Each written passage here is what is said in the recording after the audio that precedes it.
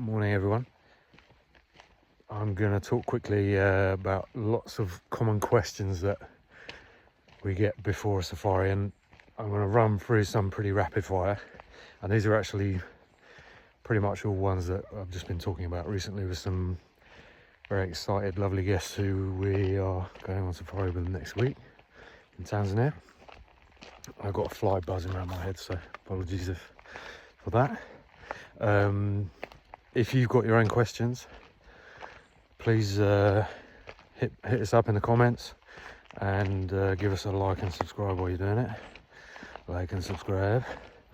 Okay, so starting with visas, really common. Visas are your responsibility, the same as your flights. Obviously we can help you, tell you what you need to do, but you've got to do it. These days most countries like Tanzania have application online, so it's pretty straightforward. Usually comes back pretty quick, inside a week. And if you've got any problems, you can phone up your local embassy.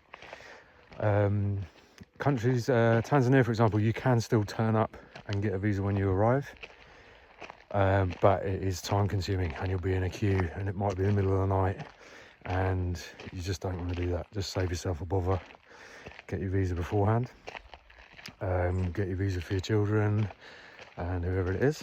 I've got a little list here as well because the production value is very high, as you can see. Other countries nowadays are actually all digital and you can't get one on arrival, so you need to be aware of that. Kenya, Uganda, stuff like that. So, and then other countries in Southern Africa, Botswana, most countries don't need a visa at all. So just make sure you do your homework, ask us, just to save yourself a bother, and do it well in advance. Don't leave it to the last minute, as with most of these things.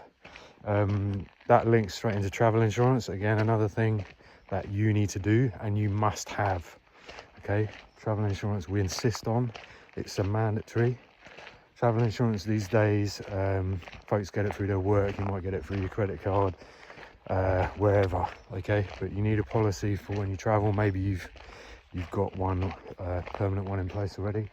Things you need to really check are mainly the medical expenses. How much are you covered for? That should be a big number, probably in the millions at least. And that's for, you know, if anything does go wrong, you are covered. Your hospital expenses are covered. It's very, very important. You can ask us for help with it, but again, you're going to have to do that yourself, and you do it well in advance. Travel insurance is different to the medical evacuation insurance policy that we have as standard on our safaris.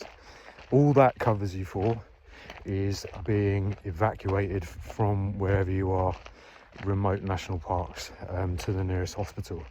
Those are small planes that have lots of medical equipment and doctors and nurses on, and yeah, they are there just in case we need them. Okay, that's separate, different. You need your own travel insurance policy as well. And now another complication that's come in, some of you might know, Zanzibar has a travel insurance policy that you are required to get when you go there. Here's my doggy.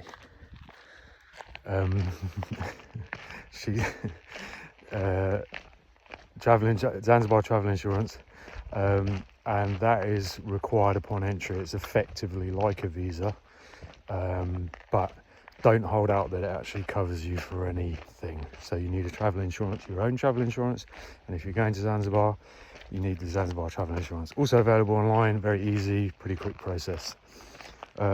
Next on the list is packing and luggage things. Obviously, big question. The main thing to note here is that your luggage is strictly limited to 15 kilograms per person. I don't know what that is in pounds for you USA people, 25 or something. So 15 kilos per person. It is quite strictly enforced, okay, especially if you're only 2 or 3, 4 people on a plane sharing with other people. Expect to get your bag weighed, okay, so you know, even if you think 16, 17, you know, you'd be prepared to do some negotiating if you're overweight. your bag, that is.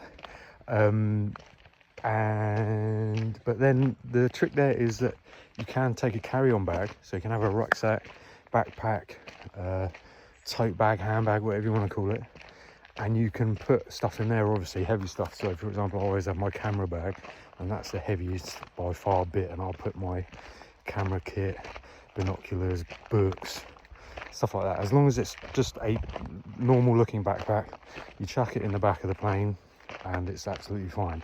Okay, so that's the way to balance stuff out. And also remember that all the safari camps we go to, pretty much, with a few exceptions, do laundry.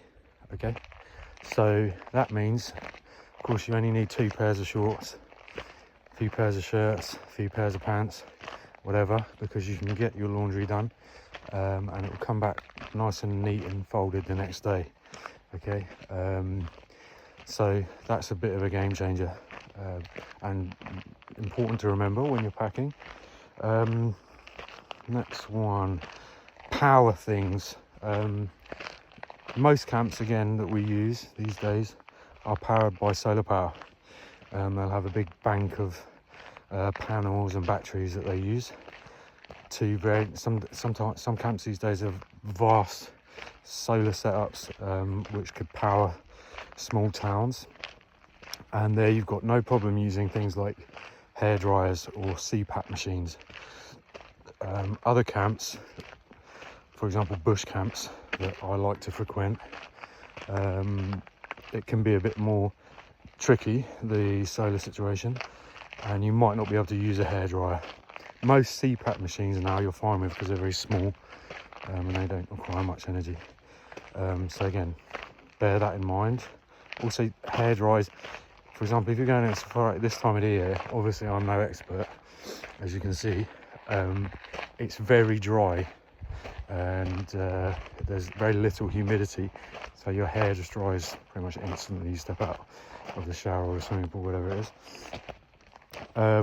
Another one that catches people out a lot, especially going on safari now in the high season or busy season, is the cold.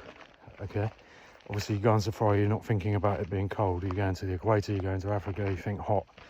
Okay, hot is an issue, the sun and stuff is an issue, but the cold catches people out a lot. When you go to, for example, places like Serengeti or the Kalahari, Wangi National Park, these places, it is freezing at this time of the year, especially early in the morning when you go out for a game drive. You're in an open vehicle and the wind's in your face because you're racing to a leopard sighting or something, and it is freezing. And I'm talking about beanies, fleece, jacket, gloves, blankets, hot water bottles, you name it. Okay, so do not underestimate the cold. You need some really good lightweight packable cold layers. You know, new insulated type jackets you can get are really good. Fleeces, like I said. Don't bring anything massive and bulky because obviously it's going to be difficult to pull around for you. Sorry, I'm walking up the hill here and it's a bit out of breath, but yeah, cold layers, especially for if you're bringing the children along as well. If you're bringing the small people, older folks, you're gonna need to wrap up warm, okay, because otherwise it's just a bit unpleasant. By 10-11 o'clock, of course, the sun comes up and it soon warms up, but it does get chilly. Okay, and potentially lastly, or another one is that all the camps have soap. Okay, for some reason this is a common one people ask, is do the camps have soap? So you don't really, unless you've got a real preference, you don't really need to bring your own washing stuff. Soap, I know you ladies like to bring your own particular shampoo and conditioner and that stuff, but soap, shampoo, even moisturizer, things like that, washing powder for ladies smalls, the camps have this type of thing. Okay, they'll even have adapters for your things as well if you lose them. Some have USB charging points, all these sorts of things. Okay, so just ask. Particular camps, they're different, but just ask what you need to bring. And lastly, dietary and medical. Okay, this is something we get to on booking forms and so on. Really important you let us know anything that can affect your trip. in the context of we operate in some very, very remote areas where it's difficult to get things. Okay, so if you have a particular dietary requirement, it may just be impossible to get that thing or to get more of another thing during your time there if you don't give us enough warning. If you give us warning, we can stock in advance. And the same for medical.